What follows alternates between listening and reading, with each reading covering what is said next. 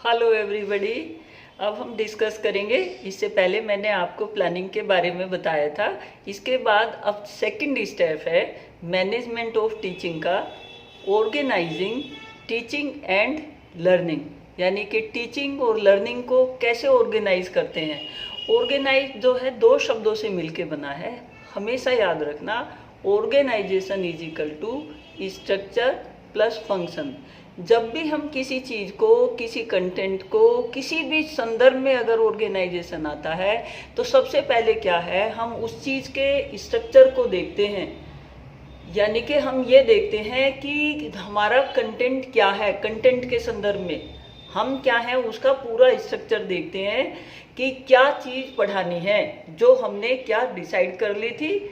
Planning वाले concept में हमने डिसाइड कर ली थी कि हमने क्या पढ़ाना है, कितना पढ़ाना है, क्या उसके उद्देश्य होंगे। जो कुछ हमने वहाँ स्ट्रक्चर डिसाइड कर लिया था कि क्या कंटेंट पढ़ाना है, अब हम यहाँ उसको क्या करेंगे, उसको रिलेट करेंगे उसके फंक्शन के साथ कि उस पर्टिकुलर स्ट्रक्चर का, उस पर्टिकुलर जो यूनिट हमने पढ़ानी है उस पर्टिकुलर यूनिट का फंक्शन क्या है, कि वो किस काम आती है। तो ऑर्गेनाइजेशन जो होता है वो हमारा स्ट्रक्चर प्लस फंक्शन होता है। तो यहाँ जब हम किसी टीचिंग लर्निंग की प्रक्रिया को ऑर्गेनाइज कर रहे हैं तो हमें ऑर्गेनाइजेशन में जो है ये ध्यान देना होगा कि संपूर्ण परिस्थिति का स्ट्रक्चर क्या है। संपूर्ण परिस्थिति में teacher, student, content, school, class, सारी चीज़ें जो है आ गई हैं कि उन सब का स्ट्रक्चर क्या है और उन सब को जोड़ के, उन सब को रिलेट करके कैसे जो है चीज़ को बेटर बनाया जाए, वही क्या है आपका ऑर्गेनाइजेशन ऑफ लर्निंग कहलाता है। इसमें हमारे जो है teaching method, teaching techniques, teaching tactics, teaching strategies, teaching जो है एड, वो हमारी क्या होंगी, हम उसकी पूरी जो है एक व्यूह रचना तैयार कर लेते हैं।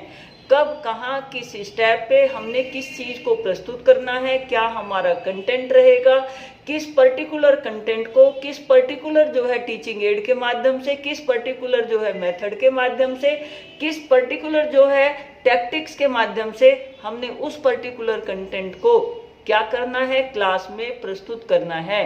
वो सारी चीज़ें क्या हैं हमारी मैनेजमेंट ऑफ लर्निंग में आ जाती हैं। जैसे हम अक्सर जो है एक सेंटेंस लगाते हैं कि भाई मैनेजमेंट बहुत बढ़िया है। तो मैनेजमेंट बहुत बढ़िया से कि चीज़ जो है जब वेल स्ट्रक्चर होती है और वेल जो है फंक्शन के तरीके से व्यवस्थित की गई होती है। अब सपोज करो जैसे जहां हमको जिस चीज़ की ज़रूरत है वो चीज़ वहीं हाईलाइट करके रखी हो तो व्यवस्था जो है बेटर कहलाती है। अगर चीज़ें जो है तितर बितर हो और एक दूसरे से रिलेट ना कर रही हो जब उनकी ज़रूरत हो, वो चीज़ हमें जो है यूज़ में ना आ रही हो। हमारी जो बॉडी होती है वो भी अपने आप में एक ऑर्गेनाइजेशन है। इसके जो है वेल स्ट्रक्चर है हर सिस्टम का, सारे सिस्टम जो है आपस में इंटर रिलेटेड है, उन सब का एक पर्टिकुलर जो है कार्य है। इसी तरह से जब टीचर कोई कंटेंट प्रस्तुत करता है तो उसको भी हमने क्या है यूनिट में, कंटेंट में सब डिवाइड करके उसके साथ हम डिसाइड करते हैं कि इस पर्टिकुलर कंटेंट को किस मेथड से, किस टेक्निक से, किस तरीके से हमने पढ़ाना है, वो सारा क्या है व्यवस्थित कर लिया जाता है। तो यहाँ मैनेजिंग में क्या होगा, यहाँ होगा तीन बातें यहाँ मेन होंगी। किसमें, ऑर्गेनाइजेशन ऑफ टीचिंग लर्निंग में तीन बातें मेन होंगी। Selection and appropriate teaching tactics. एक एप्रोप्रिएट टीचिंग टैक्टिक्स को क्या होगा, चुनाव करना अनिवार्य होगा। उपयुक्त शिक्षक युक्ति का चयन कि किस टैक्टिक से हमने किस पर्टिकुलर कंटेंट को पढ़ाना है, इसका हम क्या है सिलेक्शन कर लेंगे। दूसरी बात होगी selection and appropriate audio visual aids, दृश्य श्रव्य जो भी उपयुक्त टीचिंग सामग्री है उसका क्या है चुनाव किसने, टीचर ने करना होगा कि उस पर्टिकुलर कंटेंट को पढ़ाने के लिए कौन सी टीचिंग एड का इस्तेमाल किया जाना है। पहले मेथड हमने सिलेक्ट कर लिया, फिर टीचिंग एड कर ली। तीसरी चीज हम क्या डिसाइड करेंगे, तीसरी चीज हम डिसाइड करेंगे selection and appropriate communication strategies, कि हमारी कम्युनिकेशन की जो स्ट्रेटजीज होगी, जो हमारा मेथड होगा वो किस तरह का होगा। तो यहाँ जो हमारा ऑर्गेनाइजेशन होगा वो 3 बातों पे डिपेंड होगा। Selection and appropriate tactics, selection and appropriate teaching add, और तीसरा क्या होगा, हमारे selection and appropriate communication strategies. तो इसके आधार पे क्या है, हम कंटेंट को क्या कर लेंगे, ऑर्गेनाइज कर लेंगे। देखो कुछ लोगों ने क्या है, जो लर्निंग का स्ट्रक्चर है उसको एक्सप्लेन किया है कि लर्निंग का जो होता है एक स्ट्रक्चर होता है जिसके अब देखो हम ऑर्गेनाइजिंग को क्या बता रहे थे, organisation is equal to structure plus function.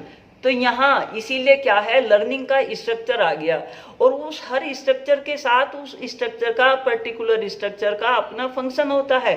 तो लर्निंग के स्ट्रक्चर को ऑर्गेनाइजेशन करने के लिए, ऑर्गेनाइज करने के लिए उसके स्ट्रक्चर को क्या है, जानना जरूरी होता है। जब आप किताब में पढ़ोगे तो ये चीज़ें आपको बहुत लेंदी सी और वो लगेंगी, लेकिन बिल्कुल सिंपल समझ के जो इनके स्टेप्स हैं उनको समझ लो। इसके बाद जो मेथड और वो टीचिंग एड आप सब जानते हो, वो यहाँ जो है अप्लाई कर दो। उन चीज़ों को जो है यहाँ आप रिलेट करके लिख देंगे। तो गैने एक हुए थे एजुकेशनिस्ट। गैने ने क्या थे, 8 प्रकार के अधिगम स्ट्रक्चर को क्या है बताया था। कुछ ने 5 बताए, कुछ ने 7 बताए, कुछ ने 4 बताए, बट गैने का बहुत इंपॉर्टेंट है, और आपके लिए जो है डेविस का भी बहुत इंपॉर्टेंट है। इन्होंने क्या थे, अलग अलग जो है गिलबर्ट और मैकनर ने भी अपने बताए थे। जो 8 स्टेप वाला था गैने ने दिया था, उनमें इनके क्या हैं, 8 स्टेप हैं जिसके आधार पर लर्निंग के स्ट्रक्चर को डिसाइड किया जाता है। फर्स्ट है सिग्नल लर्निंग, यानी कि संकेतिक अधिगम संरचना। यहाँ क्या है, ये क्या होगी, जब अधिगम संरचना क्या है, संकेतिक होती है, उससे मतलब हुआ कि वो किस संकेत पर, किस चीज़ पर जो है, जो कंटेंट पढ़ाना है, किस मेन चीज़ पर जो है आधारित है, वो संकेत कहलाता है। सपोज करो आप बच्चों को लर्निंग का ही कंसेप्ट पढ़ा रहे हो, तो संकेत उसमें मेन चीज क्या है, हमारी लर्निंग है। तो लर्निंग जो हमने संकेत देने होंगे, किसके बारे में देने होंगे, लर्निंग के बारे में देने होंगे। नेक्स्ट आ जाती है हमारी, पहला हो गया सिग्नल लर्निंग, दूसरा है स्टिमुलस रेस्पॉन्स कनेक्शन, यानी कि क्या करना होगा, जो उद्दीपन है और जो अनुक्रियाएं हैं उनको आपस में क्या करना होगा, कनेक्ट करना होगा, इंटर रिलेट करना होगा। वो इंटर रिलेट करने से, कनेक्ट करने से ही स्टिमुलस तो है, बट हमने स्टूडेंट से उस चीज को रिलेट नहीं किया, तो उसका क्या फायदा। आप टीचर कंटेंट तो पढ़ाना जानता है, सब कुछ उसके पास है, बट उसने क्या है, अपने कंटेंट का प्रस्तुतिकरण इस तरह से नहीं किया कि बच्चों के सामने कोई उद्दीपन होता और उस उद्दीपन से क्या है, बच्चे कोई प्रतिक्रिया करते। तो स्टिमुलस और रेस्पॉन्स के बीच क्या है, कनेक्शन होना, उसमें एक लिंक होना अनिवार्य है, और वो लिंक करने का काम टीचर के द्वारा किया जाता है।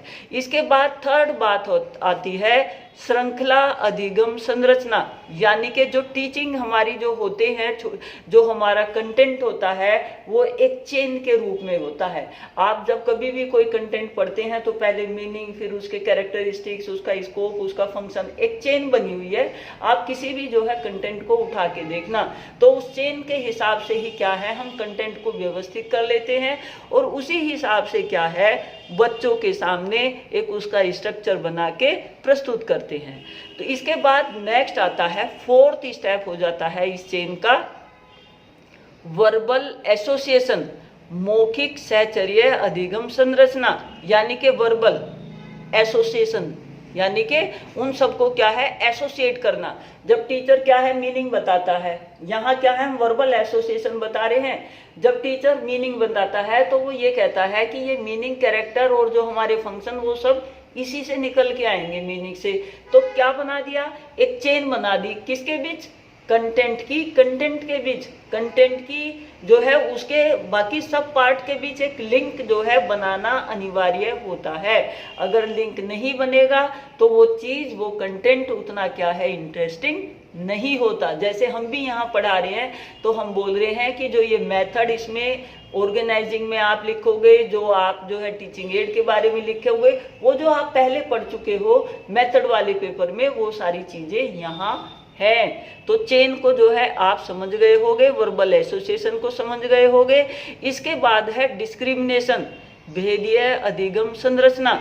फिर भी मीनिंग है, मीनिंग है, कैरेक्टर है, स्कोप है। अभी हम यहाँ कह रहे थे कि जो कंटेंट होते हैं वो, यानी कि मीनिंग क्या है, कैरेक्टर से भी रिलेट करता है, मीनिंग से ही निकल के कैरेक्टरिस्टिक्स आए।